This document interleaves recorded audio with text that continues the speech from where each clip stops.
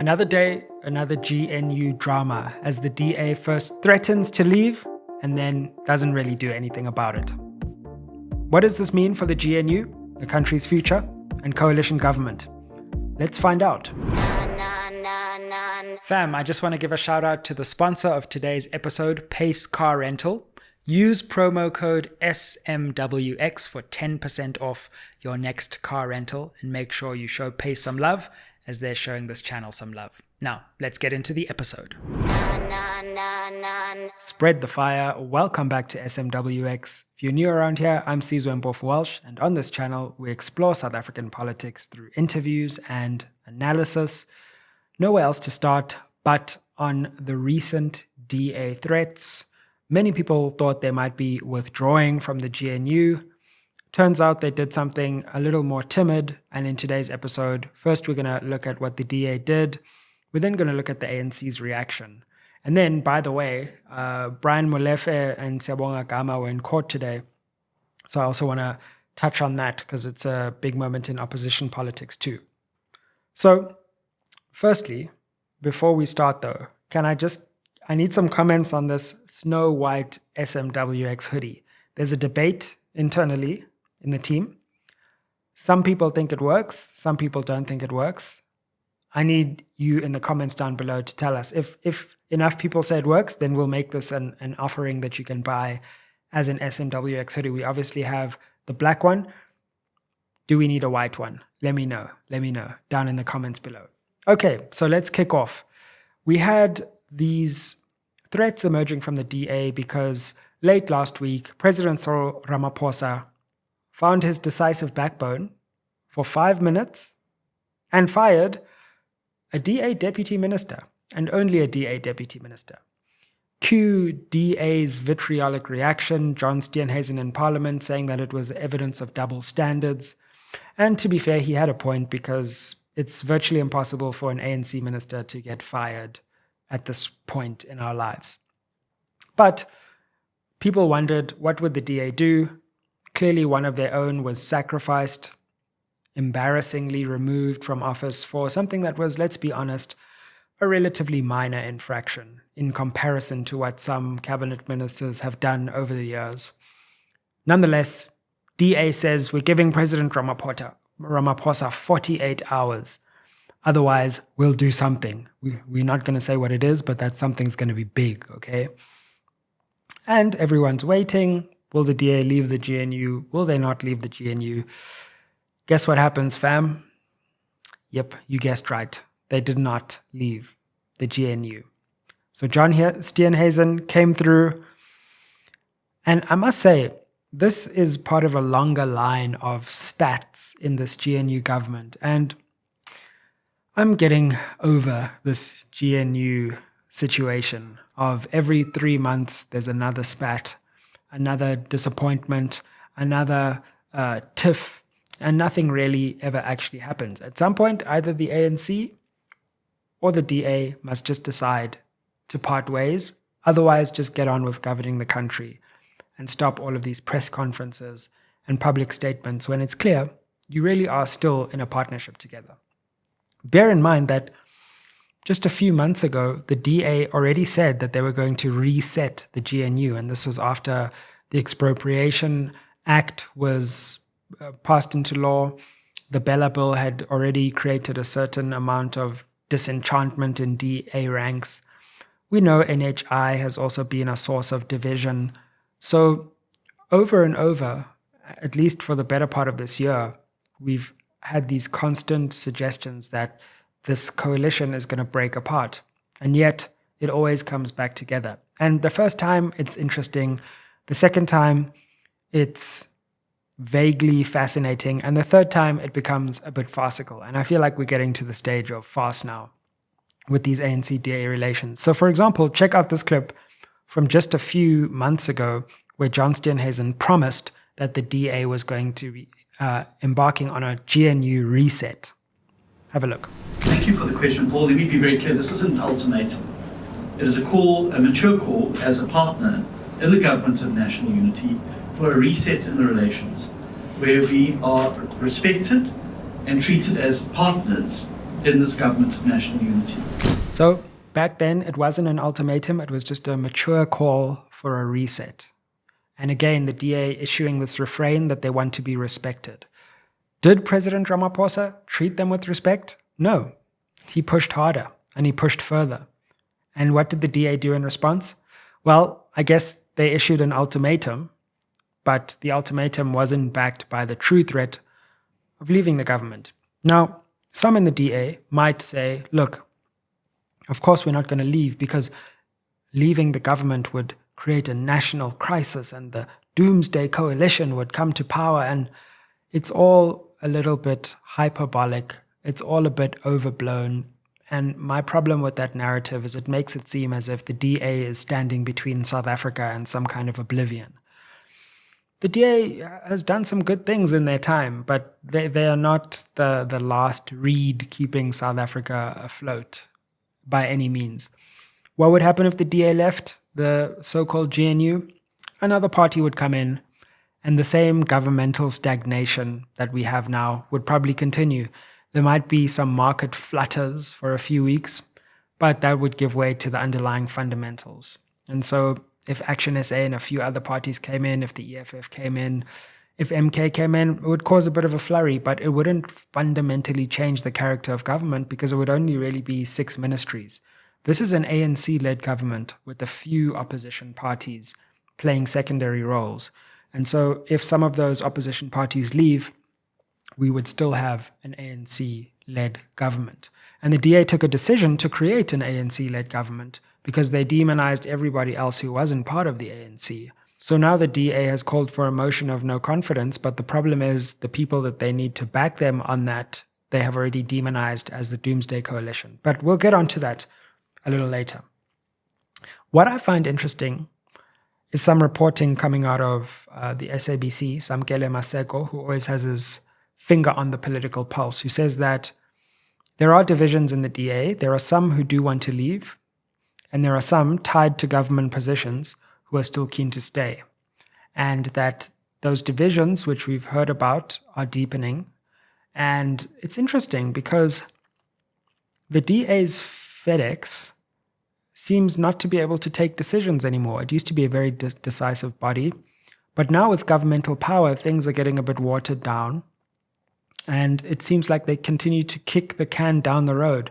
This DA position on the GNU is starting to feel like ANC reconfiguration, which is something that never truly, or renewal, something that never truly materializes, but these big meetings happen and they come to some compromise and the same old stuff continues. I, for one, think the DA should have been bold and taken a bold step.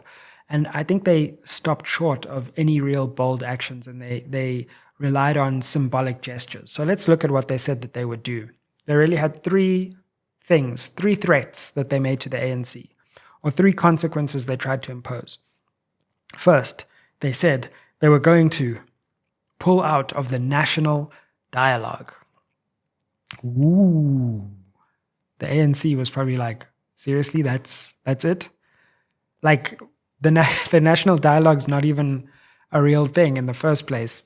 Very few people really back or care about the national dialogue at this point. We'll see what changes, but it's kind of like saying, I'm withdrawing my subscription from your service, but you're still on a free trial. So like, it's not a big thing that you're doing over there. You know, it's like, I'm going to withdraw from the WhatsApp group, but nobody really wants to be on the WhatsApp group anyway. So like, when you withdraw, people are like, okay, maybe I can also withdraw. Maybe other parties will be like, can I also withdraw from the national dialogue? Because I didn't want to be here in the first place either. But like, so let's see what happens. But like, this withdrawal from the national dialogue is like, it's not a thing to leave a thing that is not a thing. So I don't feel like that's a big threat that the DA made or a big consequence they imposed. I mean, look, it seems to be the only serious policy that this government is really pursuing, because they haven't agreed on serious policies yet. It's either policies from before that they've imported into this government, but in terms of a new policy agenda, very thin. So this national dialogue seems to be some kind of big signature policy of President Cyril Ramaphosa's tenure, or signature move, but it's really an uninspiring move. Let's put it that way at this rate. So then they said, okay, cool. What we're also going to do is we are going to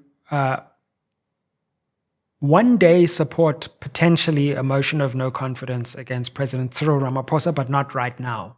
And again, either bring the motion or don't. But this idea that we're offering it up as a potential threat, for me, doesn't really have teeth. It's just a hollow gesture. And to be fair, it would be interesting to see a motion of no confidence, because I think there are questions to be asked around the president's tenure and what actually has been achieved economically, socially, in terms of the economy. We know unemployment remains a massive crisis, inequalities widening, poverty is in a terrible place. We know that governance has really not moved forward much under this GNU or the previous tenure. So there are questions, there's the Phala question, etc. So there are interesting questions about how far has South Africa moved forward under this president, and do we have confidence it can continue to move even an inch forward? But the problem is, you either put the motion or you don't put the motion. Now, if they did put the motion, I've seen some interesting suggestions to come back to this motion of no confidence question. Because what would the EFF and MK do? On the one hand, those parties have an interest in dislodging Ramaphosa and further deepening the crisis in the ANC. But on the other hand, the DA has, as I said, demonized those parties. And so there's a lot of ill will, particularly between MK, EFF and the DA, because of the way that they have all attacked each other. But in particular, the way the DA has characterized those parties as somehow outside the political mainstream, as to be quarantined off in a corner so that they don't destroy South Africa. So it would be strange of them to then say, we're going to institute a motion and we need the doomsday coalition to help us with this motion. They would effectively be hoist by their own petard, because they would be relying on the same coalition that they said would bring doomsday. So there are some strategic questions there. However, all of those parties may say, hey, look, the enemy of my enemy is my friend, and therefore we all have a collective interest in keeping the ANC on its toes, holding it accountable, and the best way we can do that, create an internal crisis within the ANC through this motion of no confidence. But we don't have a motion. We just have a threat of a future motion one day. And then finally, and I think this is probably the most serious threat that the DA made, was that they won't back ministerial budget votes of compromised ministers. Now, I'm interested to know who these compromised ministers are. They did mention Thembi Simelane, the higher education minister, but is Gwede Mandashe on that list or not? Because he's also mentioned in the State Capture Commission report. So I'm interested in which ones they choose. And that does present a serious crisis, because we saw with the budget that the ANC could not of its own accord pass a budget, especially without DA support. Now, what's going to happen when these ministers try to pass budget votes and suddenly the DA doesn't support them? One of two scenarios could play out. The ANC is going to have to try and solicit support from other parties like Action SA, in the same way it did in the Standing Committee on Finance. Or these opposition parties are going to be able to club together against these budget votes. And the ANC is going to be in a tough position, because, again, these votes just simply won't go through if they don't have the requisite support. So that, I feel, is quite an interesting proposition. Had they layered on top of that some other deeper consequences, they might have made the ANC think twice. But what Steenhuisen did do is effectively dare the president to fire DA ministers. And the thinking there would be that if Ramaphosa does that and brings in other coalition partners, that would create negative sentiment, maybe a blip in economic markets, and the DA could then trade off that going into the future, style themselves again as an opposition party. So that's really what the DA did, and an analysis of its effectiveness. But the sense I do get is that people are getting a bit tired of the DA, the ANC, and the GNU antics and the constant bickering, especially at a time where there aren't any significant achievements of this government. Now, I know the DA ministers, apparently, according to the DA, have just been doing these amazing things, but when we look at the economy, when we look at governance, when we look at people's everyday lives, when we look at kitchen tables across the country, we don't see any major shift forward in the country. To be fair, we probably don't see a major shift backwards either. But no government ever got re-elected by saying, we didn't move forward and we didn't move backwards. We stayed right where we were, so re-elect us. And that's the problem that the GNU has. And maybe the DA is calculating that we need to leave, but we're just deciding what the right time to leave is, because this government isn't ultimately going to deliver. But we need to jump ship before it becomes clear that that lack of delivery can be blamed on us. So that could be another factor in the equation. Let's come to the ANC's response. Now, ANC Secretary General Fikile Mbalula, in typical fashion, had a flamboyant response to the DA's threats. Let's have a look at his response.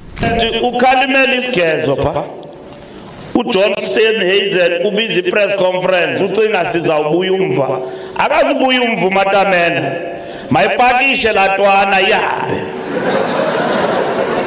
ngoba igeze gqithi noba ingahambi iDA ayisoze icollapse iGNU kuzawungena abanye bayanqonqoza basemnyango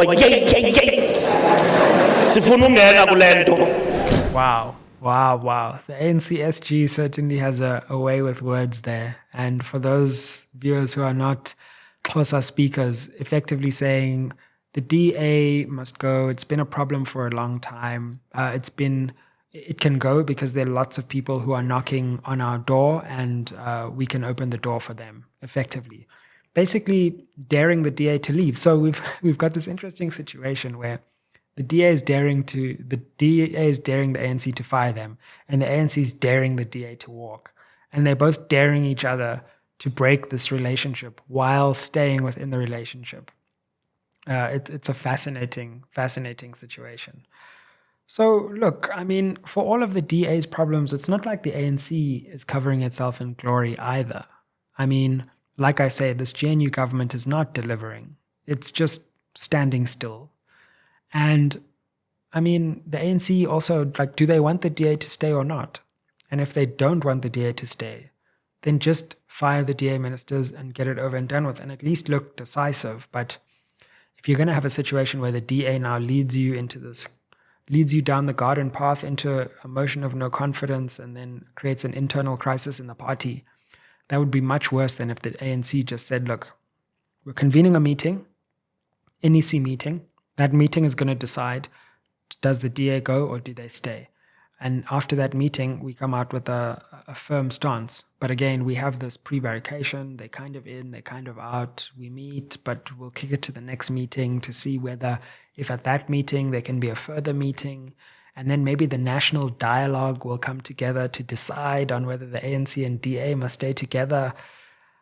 It just never ends. There's never a final decision that can give people confidence that someone knows what the future looks like and they are taking the country to that future. So I don't think the ANC comes out any better. And it feels like the ANC and DA are in this race to see who can force the other to leave first. So basically, another day, another GNU drama. And the question, I suppose, and comment down below is, how long can this coalition really survive? Because it does seem that the crises are deepening. The DA is getting more and more angry. And I'm not sure that this coalition can withstand another blow. It feels like it's teetering on the brink. For example, 7 months since the Concord Phala case, we still haven't heard from the Concord, which is taking its sweet time on a very important judgment that will give certainty and clarity to the country on whether Parliament should retake its vote on the Phala panel and whether there should have been a further investigation. Although I think it's unlikely, based on the attitude of the Concord justices during the hearing, what if, in a shock move, the Concord says, actually, Parliament was wrong on this Phala thing, and it needs to go back?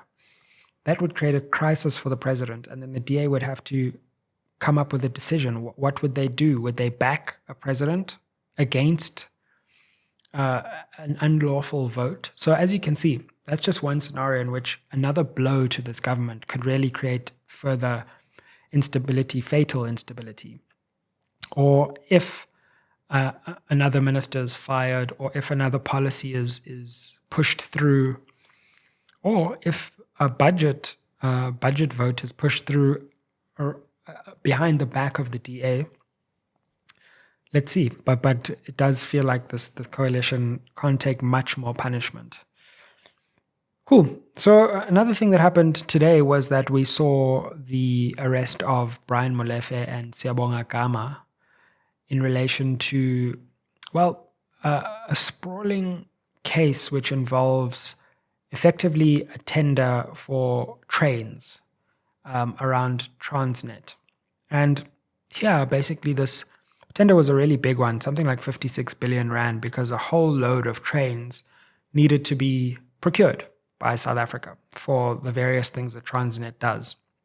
It was a massive moment of procurement. Now, in this moment of procurement, what is alleged to have happened is that there was kind of an intermediary financial broker, if you will, that found a whole lot of banks that would help to fund this massive moment of procurement, because you don't just have that amount lying around in your bank account.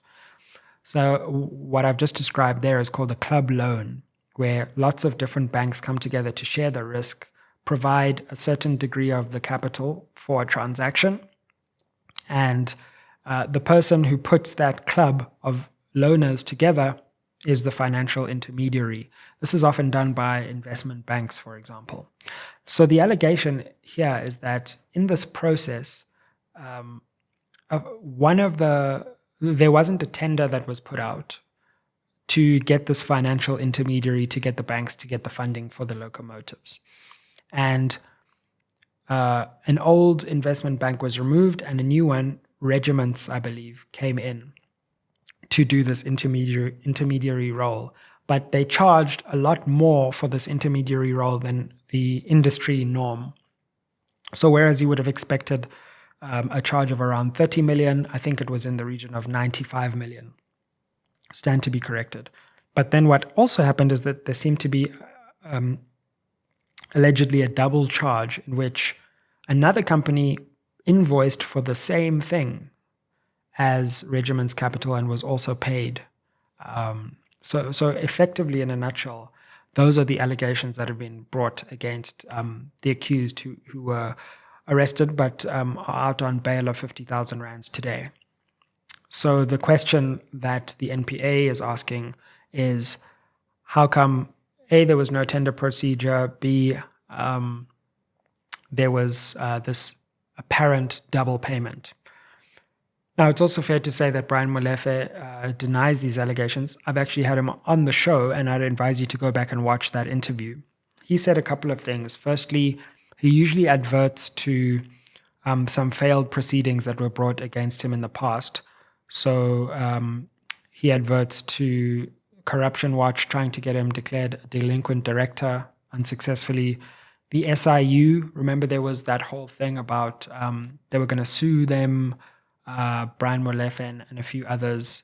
And the summons, they issued a summons. Brian Molefe responded via his legal team and basically said the summons is defective. And that was never really followed up by the SIU. In addition, he also says that he's trying to review the Zondo Commission's report, and he hasn't had a response from former Chief Justice Zondo to his affidavit. He hasn't got replying papers. So he's really said that, look, every time things have been brought against me, they've been unsuccessful. But this is now a second arrest for a similar, the other arrest, which I believe was in 2022, is around the same deal, so the same locomotive deal, but a different aspect of it. So what you may see is that these two cases are somehow combined, because it's not best practice to double the resources for two different criminal cases. But this is even if it's not the same transaction, it's linked to the same process of procurement. And I believe that there's a trial date for 2026 for the original arrest. But it's still early days. We have also seen, and it does need to be said, that on some of these high-profile corruption cases, the NPA has not been able to actually deliver a final prosecution. So I don't think there's a tendency in legal reporting for people to jump to massive conclusions. We simply don't know where this is going to go. Watch the legal proceedings to see how it unfolds, and it can still go either way until people see the actual facts of these matters, and whether they, not only the facts, but whether the facts mixed with legal argument will cross the standard of criminal liability or the criminal threshold of beyond a reasonable doubt, which is a very high threshold as well. So that's a summary of what we saw today in court, where we had two high-profile figures being brought before court. I must say as well, though, like it seems like opposition politicians get brought before courts quite regularly, but it's like, why don't senior ANC officials get brought before court with the same regularity? It's like you either get brought before court if you're a senior person in the ANC, if you've lost your position, if you're no longer on the NEC, or if you're not a member of the top six. But it's like opposition politicians can be brought before the EFF. Julius Malema has been brought before court many times, but we very seldom, if ever, see a high-ranking ANC official brought before court. That's not to say that there aren't serious questions to be answered, or that the NPA shouldn't bring whoever it believes. It has a serious case to court, but it is to say that if we are going to defeat the scourge of corruption in our society, the citizenry needs to have confidence that the most powerful people can also be held to account. And I'm not convinced that we're at that point of confidence in the justice system quite yet. Anyway, hope you have a good day. Don't forget to comment on the white SMWX hoodie. What do you think? Is it thumbs up or thumbs down? And I'll give you a hint. I think it's thumbs up. But if you watch to the end of this video, then it's just between you and me, right? Like, share, comment, subscribe, and keep it locked on SMWX. Help us get to 250,000 subscribers. Aye.